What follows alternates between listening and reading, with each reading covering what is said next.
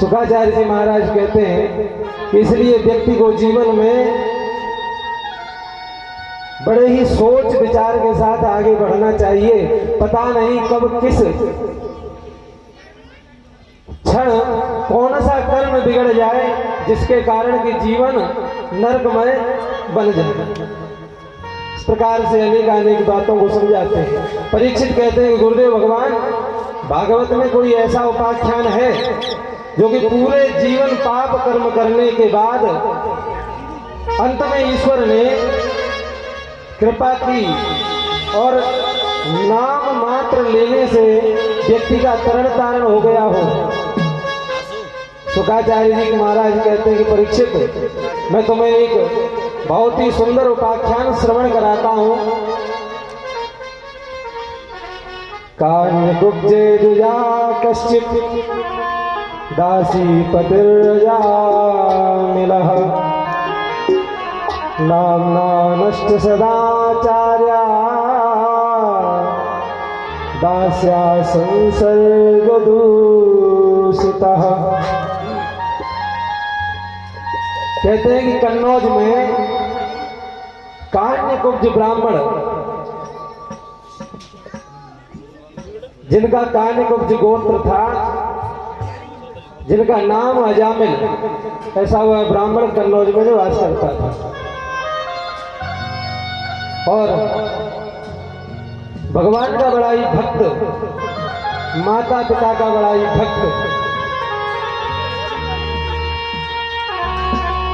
पिताजी पूजा करने के लिए, पिताजी सोने के लिए जाते हैं तो बढ़िया उनकी चरण की सेवा करता है, माता जी की चरण सेवा करता है। और पिताजी जागते हैं तो उनके लिए सुंदर सुंदर से पुष्पों को लेकर के आता है। पिताजी पूजा करते हैं तो उन पुष्पों को चढ़ाते हैं। बड़ा ही सुंदर उसका स्वभाव है। एक दिन क्या हुआ कि यह बगीचे में गया पुष्प लेने के लिए, तो एक शूद्र एक वैश्या के साथ रमण कर रहा था और उसको देख करके इसकी बुद्धि विकृत हो गई, बिगड़ गई। और जब इसकी बुद्धि बिगड़ी तो इसने उस शूद्र को मार के पीट करके भगा दिया और उस वैश्या से कहता है क्या तुम मेरे साथ रहोगी? लेकर के घर आ गया। पिताजी ने नाना प्रकार की बातें कही लेकिन उस पर कोई असर नहीं हुआ। माता और पिता गृह को त्याग करके वन के लिए चले गए। अब यह घर में अकेला रह गया। अब कोई काम धाम था नहीं तो घर में जो भी रखा हुआ था धीरे धीरे सब खत्म होने लगा। अब क्या करे? तो रात्रि में घर से बाहर निकलता, काली पट्टी बांध करके चोरी इत्यादि करने लगता। धीरे धीरे मांस मदिरा का भक्षण करने लगा। ब्राह्मणत्व इसका बिल्कुल नष्ट हो गया।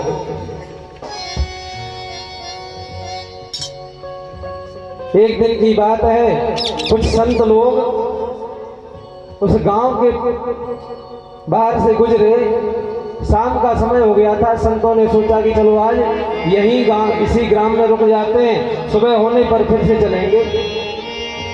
और जैसे उस गांव में अंदर गए तो चौराहे पर जाकर के देखते हैं कि दो चार लोग बैठे हुए हैं। उनसे पूछते हैं कि भैया यहाँ कोई भक्त पुरुष रहता है क्या?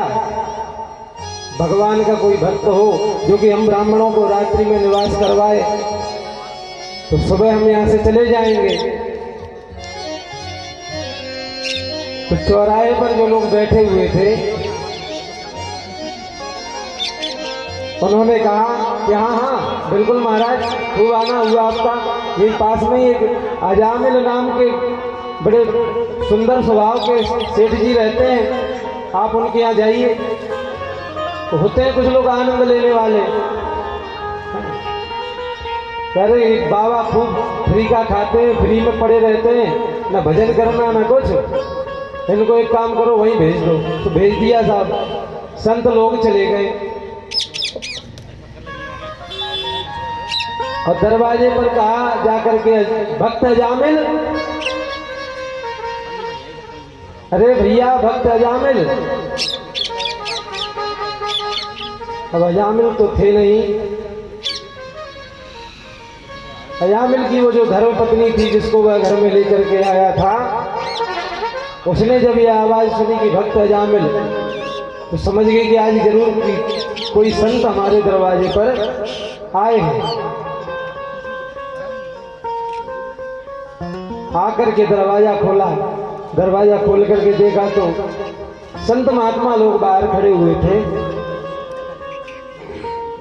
कहा, देवी शाम का समय हो गया, रात्रि का काल है और हम यहाँ पर निवास करना चाहते हैं, यदि आपको कोई दिक्कत ना हो तो हम यहाँ पर रुक सकते हैं क्या?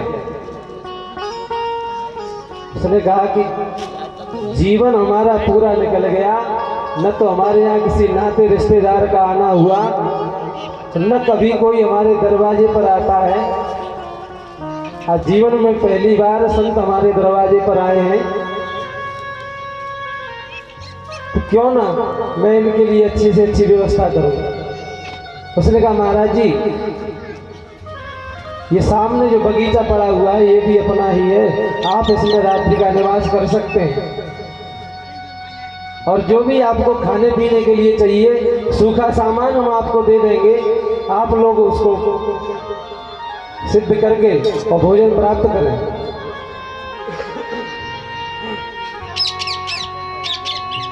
भगवान की प्रेरणा से संत वहीं रुके, रात्रि काल में भोजन बना और बढ़िया भजन हुए और भोजन हुए, दोनों ही काम हुए।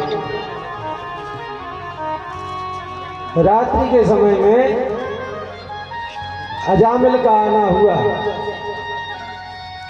और जैसे ही अजामिल आया, काली पट्टी बांधे हुए, दरवाजा खटखटाया, देवी ने दरवाजा खोल दिया। देवी ने दरवाजा खोला और अजामिल को अंदर लिया और कहा कि सुनो, ऐसे ऐसे हमारे यहाँ संतों का आगमन हुआ है और तुम ये जो काले वाले पट्टी वट्टी बांध रखी है इनको सबको हटाओ, अच्छे सुंदर वस्त्र पहनो, सुबह संतों से मिलना है तुमको और कोई फालतू की बात मत करना उनसे।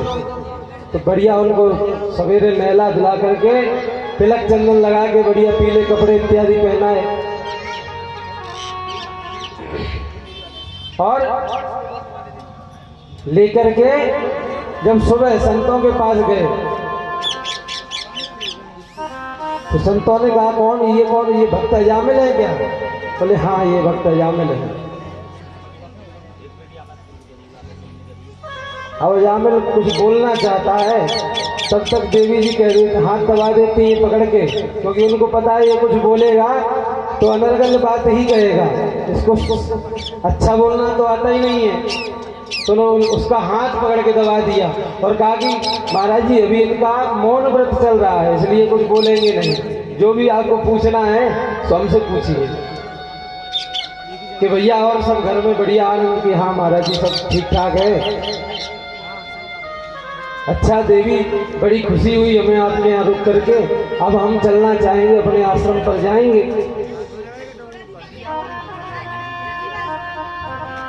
तो जैसे ही संत चलने को हुए तो संतों ने मन में विचार किया कि हमने इनके यहाँ पर रुक करके इनका भोजन ग्रहण किया है तो हमें कुछ ना कुछ तो इनको देना ही चाहिए। इसलिए संत कहते हैं कि देवी, अब हम जा रहे हैं, हमें दक्षिणा तो दिलवाओ अजामिल से।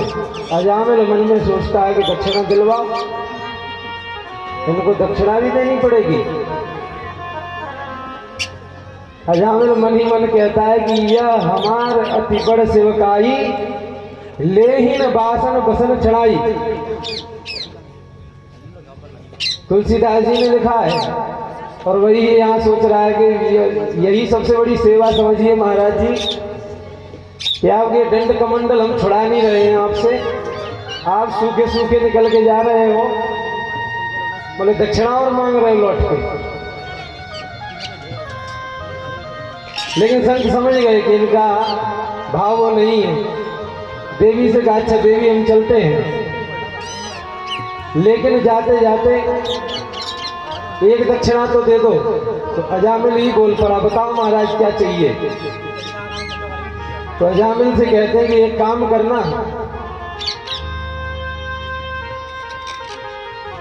हमने तुम्हारे यहाँ का नमक खाया है और हम तुम्हारा सारा वृत्तांत जान गए हैं, छुपाने से कुछ नहीं होता है।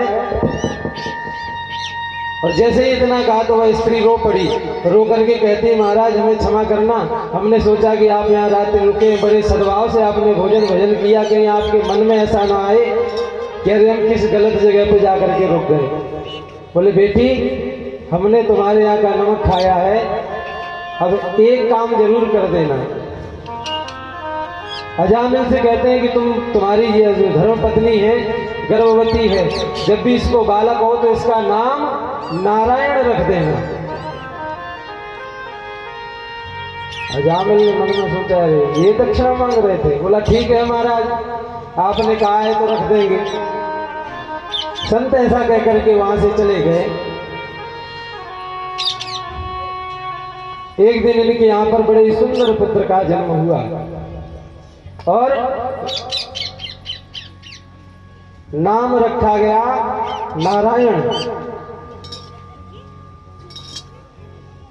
अब छोटे से बच्चे में आसक्ति तो बढ़ती ही है।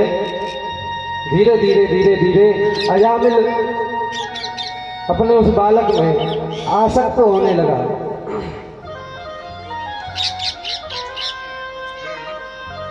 और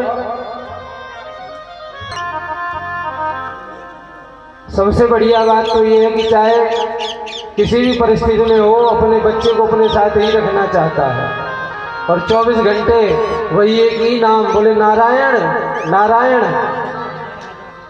अगर भोजन का समय हो गया है और नारायण कहीं बाहर खेलने गया है तो घर के दरवाजे पर खड़ा होकर चिल्लाता है नारायण कहाँ हो बेटा, आ जाओ चलो भोजन का समय हो गया है।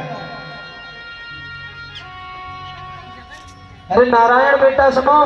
नारायण जी से दौड़ता हुआ आता है, अंक में भर लेता है, मोह के बंधन में बंध चुका है। लेकिन दिन में न जाने कितनी बार वह अपने मुख से नारायण नारायण नारायण का नाम उच्चारण करता है। इस प्रकार से एक समय की बात है, इसका स्वास्थ्य धीरे धीरे धीरे धीरे बिगड़ने लगा और एक दिन यह बिस्तरों पर पड़ा हुआ मन में विचार करता है कि पूरा जीवन तो निकल गया, मैंने कभी कोई सत्कर्म ही नहीं कर पाया। और ऐसा विचार कर ही रहा था कि तब तक भयानक स्वरूप वाले भगवान के यमराज के दूत आए।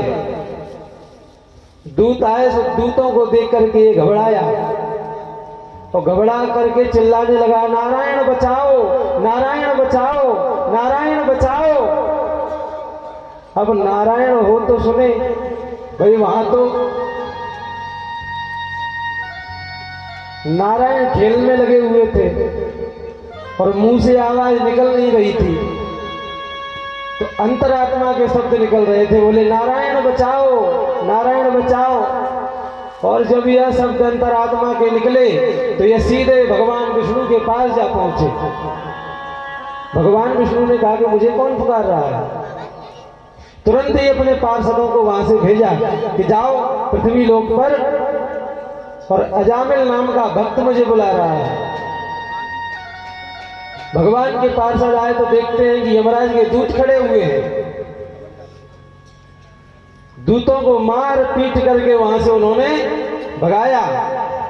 दूतों ने जाकर के यमराज जी से शिकायत की, बोले आपने कहा था कि उसको लेकर के आओ। वहां भगवान के पार्षद पहुंच गए। बोले इतना बड़ा पापी और भगवान के पार्षद वहां कैसे पहुंच गए? तो कहते पता नहीं, वो कुछ नारायण नारायण चिल्ला रहा था। यमराज कहते हैं अरे धीमे बोलो, इतनी जोर से चिल्लाने की जरूरत नहीं, ये कहीं इन लोगों ने सुन लिया जो इसमें कैद है हमारे यहाँ, तो हमारा व्यापार ठंडा पड़ जाएगा। क्या ये शायद है कि सारे मुक्त हो जाएंगे? इधर इसका देहांत हुआ और भगवान के पार्षद इसको लेकर के भगवान विष्णु के लोक को चले गए। बोलिए श्रीमन नारायण भगवान की।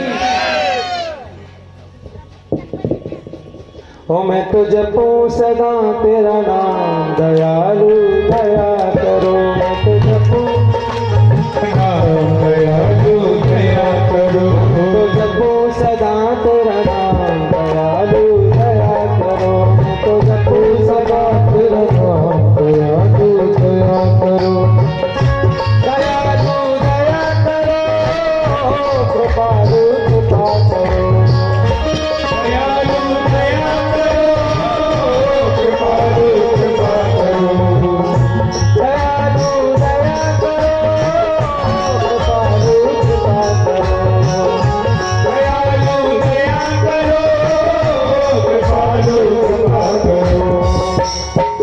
मैं तो जपो सदा तेरा दयालु दया करो।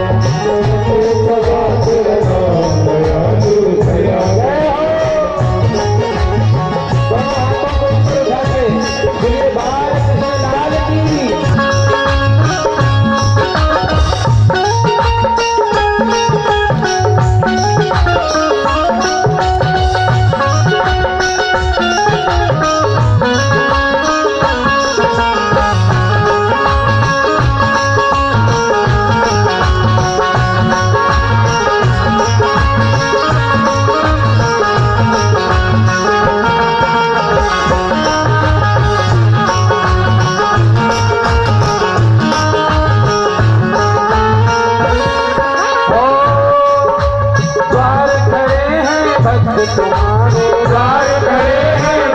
तुम्हारे अपनी दया से खोलो द्वारे।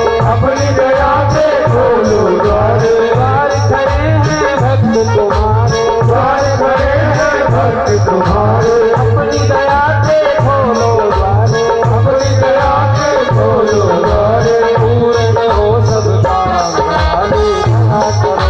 अब पूर्ण हो सब काम दयालु दया करो। सबको सदा तेरा नाम दयालु सदा।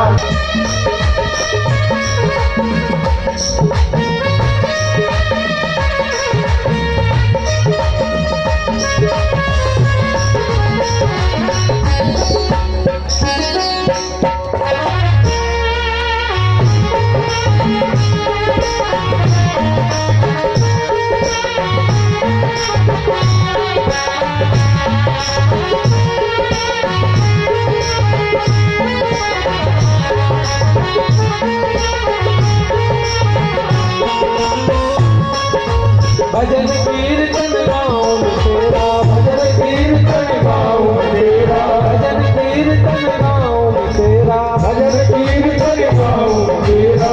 उठ ध्यान जाऊं मैं तेरा। उठ ध्यान जाऊं मैं तेरा। उठ ध्यान जाऊं मैं तेरा। उठ ध्यान जाऊं मैं तेरा। कृष्ण कृष्ण श्री राम।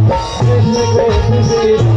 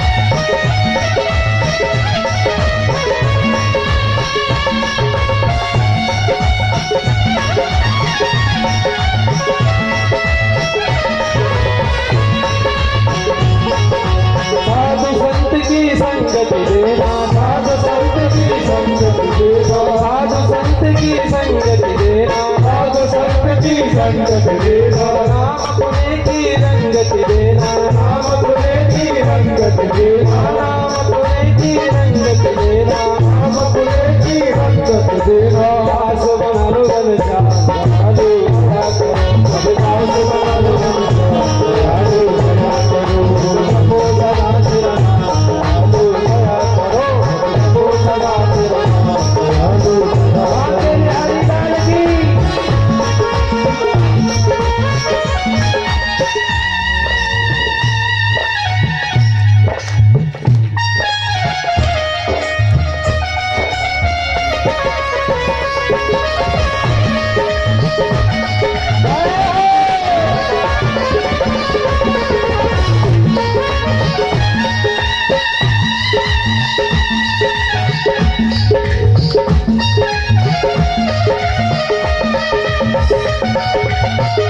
राधे राधे।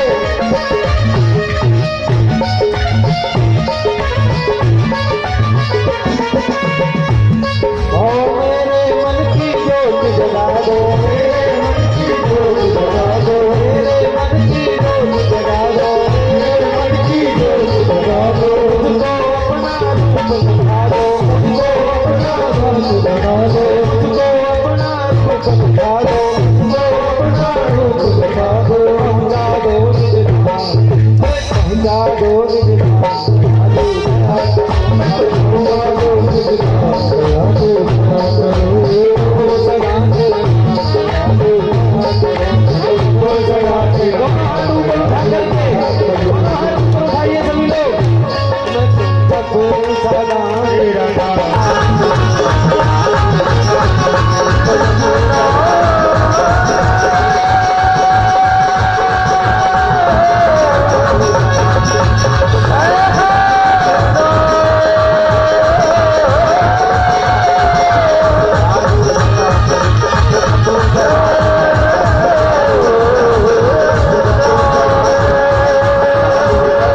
बोलिए वृंदावन बिहारी लाल की, श्री राधा रानी सरकार की।